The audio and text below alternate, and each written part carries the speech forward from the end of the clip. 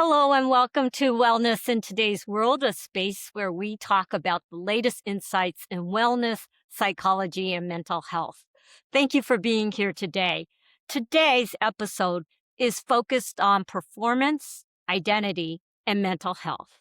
We are going to unpack the benefits of sports psychology in high performance situations and learn about what kind of skills that a sports psychologist would use with athletes. Today, we have Dr. Sara Hickmann. Dr. Hickmann is a sports psychologist who has over 20 years of experience with high school, college, and professional athletes.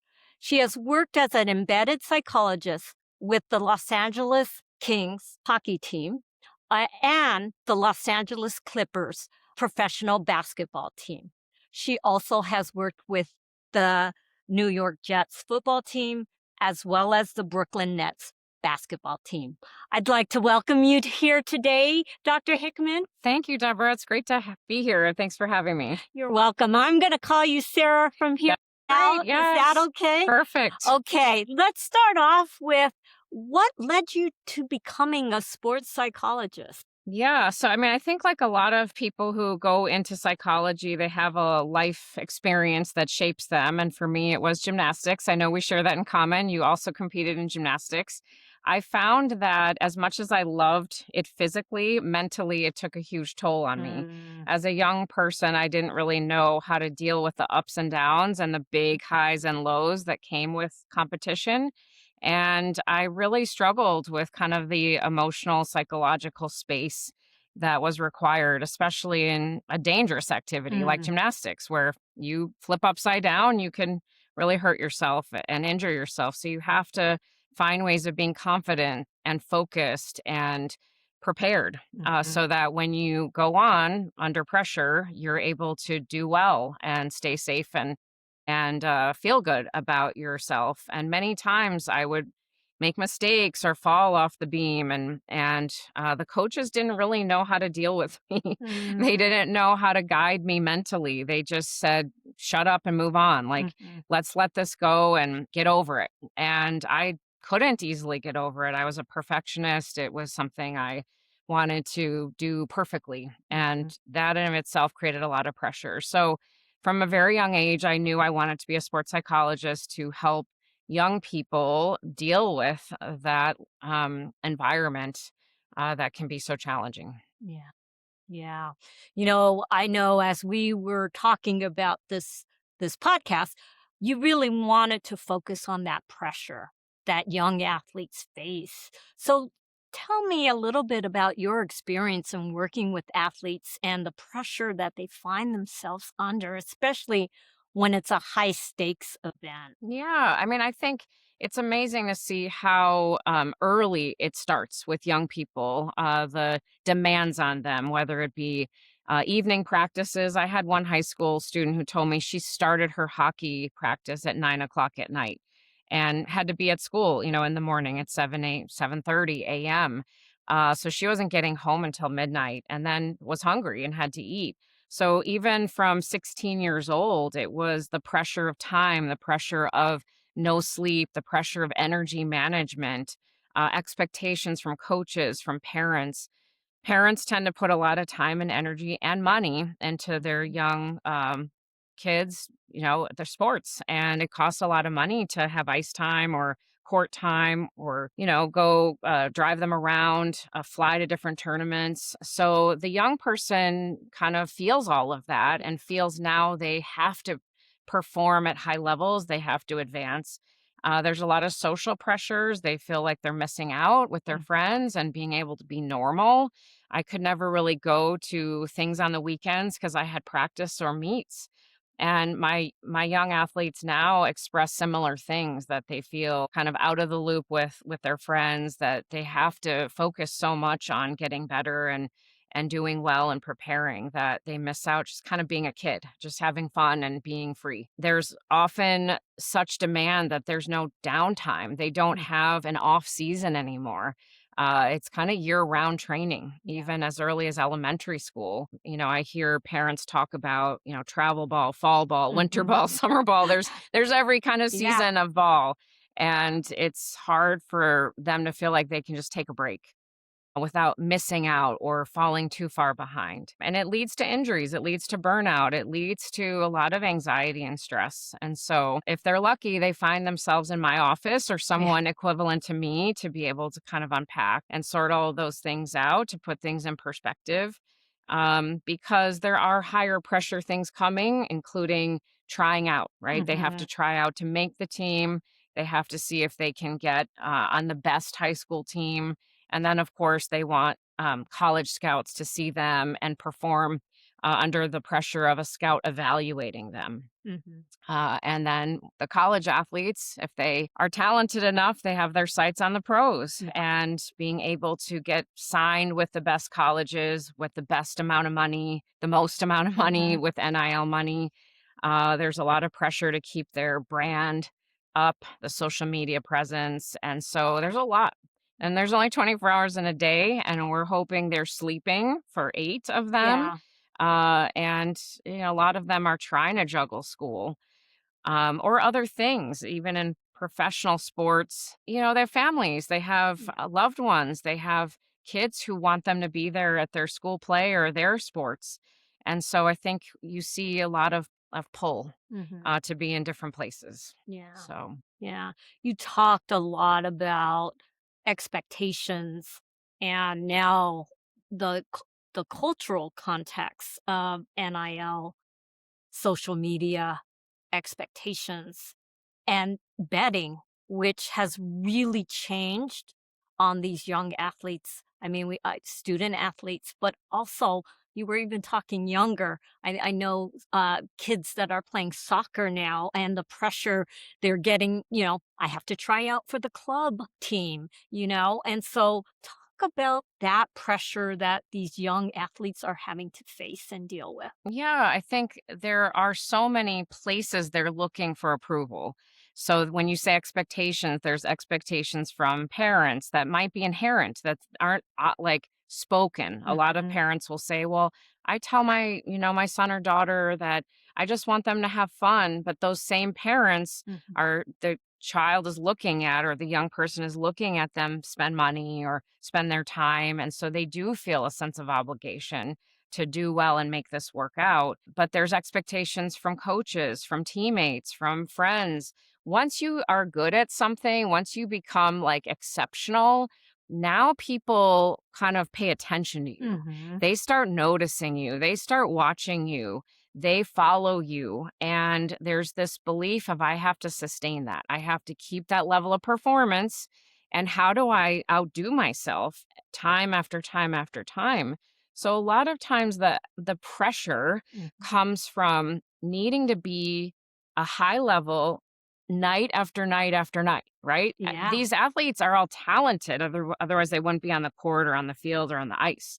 But can they do it night after night, day after day, game after game? That is the true stress that can come with that. And as we see now with the playoffs and some of the sports, there's more at stake. There's more money at stake. There's jobs at stake. There's expectations from fans. Now that fans can bet on individual athletes, Yeah. and you see athletes kind of cracking more so the same athlete who can catch a ball easily in practice will drop that ball Mm. in a playoff game because their focus is in too many different places. Mm. Their mind and the pressure on their mind is creating self doubt. Mm. So it can create an environment that's not ideal for performance, for high performance. Mhm. Mhm. You're talking about those, moments that you're being called on, and it's like having to do it time and time again. So I wanted to ask you about the clutch performance and the choking. I mean, I think about a clutch performance and I think about Freddie Freeman because I'm an LA Dodger fan, and he hit that home run, and it was at the end of the game.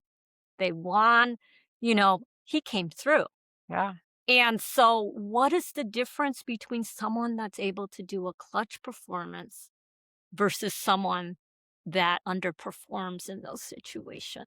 Yeah, so I mean, I think Freddie has the opportunity to choke. We just want to be Yeah. clear that every high performer has the ability to lose it and to fall apart. But what helped Freddie in that moment is likely where he was mentally, right? Because he hopefully saw that as an opportunity, as something he wanted to do, that he knew and believed in himself to be able to do. He wasn't thinking about, "Oh man, if I miss this, blah, blah, blah." He was thinking, "All right, here we go."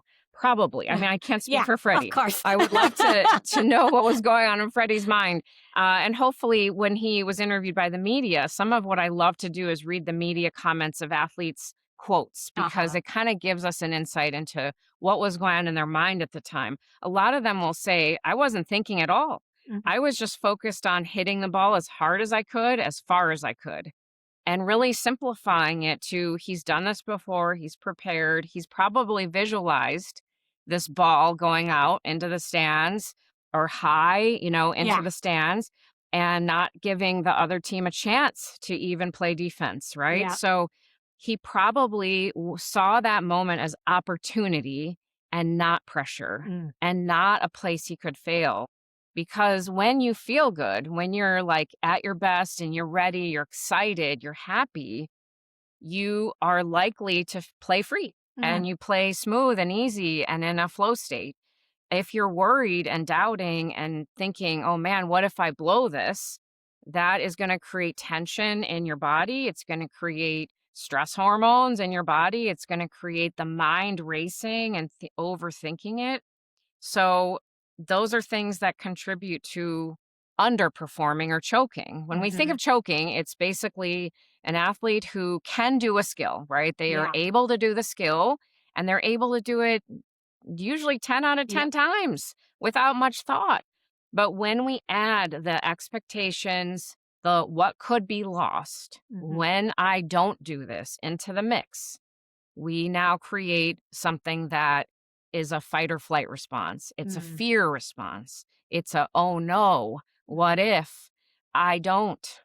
And we don't tend to be at our best in a fear response and a fight or flight. If this is a threat, Yeah. something that could hurt me, we want to see it as like, cool, let's see how this goes, right? Like let's do this thing. Yeah. And so an athlete's self-talk is huge in that moment. Yeah. One of the things that I think about is Simone Biles had the Twisties, or other athletes may call it the Yips. Tell us about that particular maybe mindset or situation that Yeah. athletes find themselves. Phenomenon, right? It's a phenomenon of where an athlete who is so super skilled, who is elite, who is a highest performer in their sport, can no longer do the basics of their sport in that moment. And when we think about the Olympics, the buildup of the Olympics is off the charts. I mean, you're preparing for 4 years to compete and you have one shot. Mhm. And that is probably the highest amount of pressure an athlete could experience.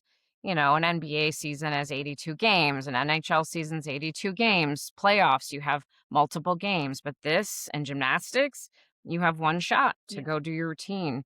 And so, what can happen is this logjam of your mind where you stop sending signals freely to the body that is muscle memory, right? Uh-huh. There goes my muscle memory of being able to talk, is being able to really have that smooth connection of Yeah. easy, I got this. Suddenly, when you do have a complex, very difficult skill like Simone was trying to execute, that is a higher level of processing. Mhm. But she's done this before, Yeah. right? So for her, even that was still something her brain body needed to be in sync with and usually was.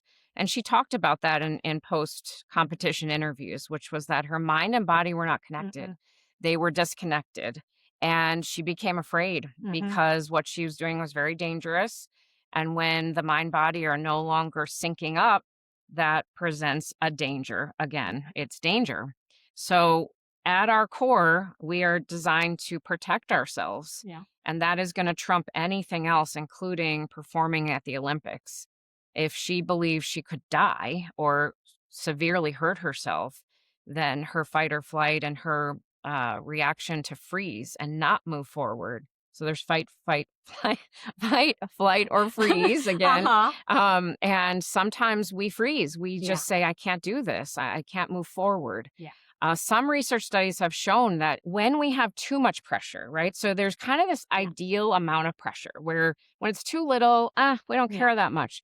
When it's too high, the brain stops sending signals of motion, of being in motion, Mhm. because it's trying to conserve and protect us. So if we now get into that high level of pressure where we feel that exceeds our resources, like I can't handle this, then our brain actually functions differently Mm. in terms of how it messages our body for movement. Yeah. So we want to respect that in terms of being mindful of our own resources matter, our own internal world matters, what we think of ourselves, our ability to see this is something I do. It doesn't define me. Mhm. It's not my whole life, my whole world. Yeah.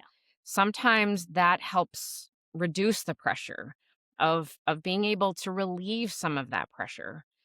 Because when you apply too much pressure in any one situation, it can turn into where it's too much for that Mhm. person despite how talented they are, despite how well they've done under pressure before. Mhm. So, yeah, I think sports psychologists are uniquely designed to handle that kind of situation and be able to understand what's going on for the athlete and help walk them through Mhm.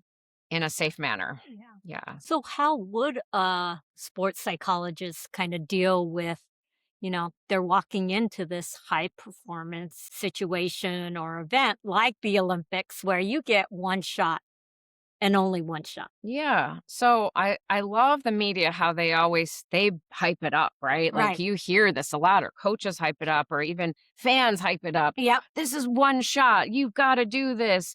And for some athletes that hypes them. That makes them excited. Yeah. That's like, yes. For other athletes it's like, "Oh no. That's a lot." Mhm. So some of the work with the individual or team athletes, is that working for you? What works for you? That hype out there, you don't have to buy it. It could fuel you, but it also might dampen you to where now you feel worse. Mhm. So ignore it. If that's not helpful, like block out that noise. This is just another day at work. Mm. It's just another day at Mhm. work. What you do out on the court or on the mat or on the beam or on the ice is no different. That 80,000 people are watching, 1,000,000 people are watching. You can't focus on that. Your focus has to be on feeling good, feeling loose. And I know in your previous podcast in December, there was some really good suggestions given around sports psychology and pre-competition routines is one of them. I think, how you prepare yourself and really reducing how many decisions you have to make. So if you have to think, do I want eggs for breakfast or do I want yogurt? Like that's reducing your battery. Having athletes have a morning routine, a pre competition routine helps them feel good.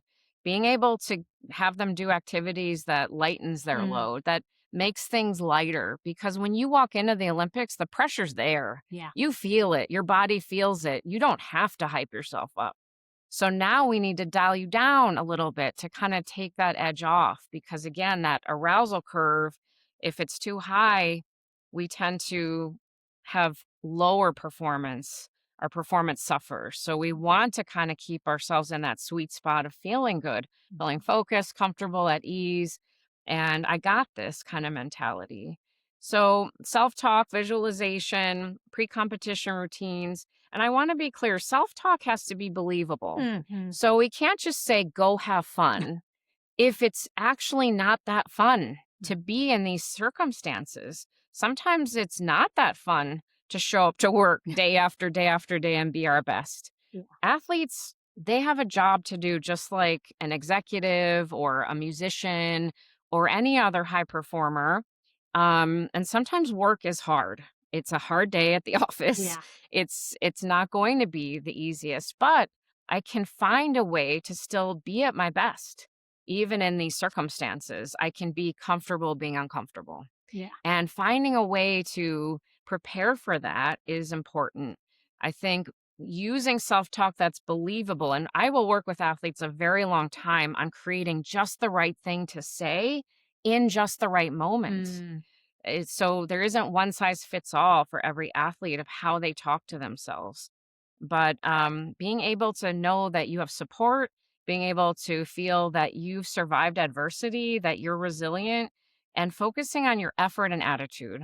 Because at the end of the day, Shaun White has a great video where he talks about, he got injured and he had to fight to yeah. come back, and then he's standing at the top of his slalom run, and his head's going a million directions, and finally he's like, "Who cares?" Yeah.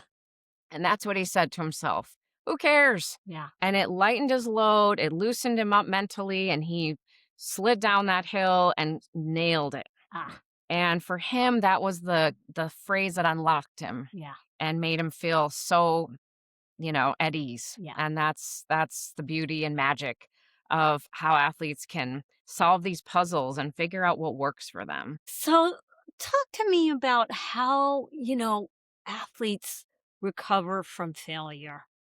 Ooh, yeah, look at your face. I mean, Yeah. even your face is showing, like, how painful that can be. Yeah. Very, very painful to have something they care about so much not go their way. Or, even in, again, the playoffs with the NFL, you saw players have a ball hit their face or Mhm. drop a punt in a punt return. Something that, you watch the athlete go to the sidelines and cover their face and cover their head with a towel. And I actually will give a shout out to Sean McVay, the coach of the Rams. After one of his players had a failure, he came over and just put his hand on his knee and said, "It's," you couldn't tell what he was actually saying, but you could see that he was trying to give him encouragement and not let him swim in his feelings, and not be alone in the Mhm. fact that we're a team and people make mistakes. Yes. And so I thought that was great to see him really go out of his way in the middle of the game to attend and care for his one player who was hurting so much because he let his team down. And they ended up winning. So the game. So in some ways, that's something that an athlete can think, this is the end of the world. This is the worst Yeah. thing that I could have ever done. And ultimately, I try to help athletes determine between, is this a mini mistake? Is this a regular mistake? Is it a mega mistake? Because in their minds, they think everything's a Yeah. mega mistake.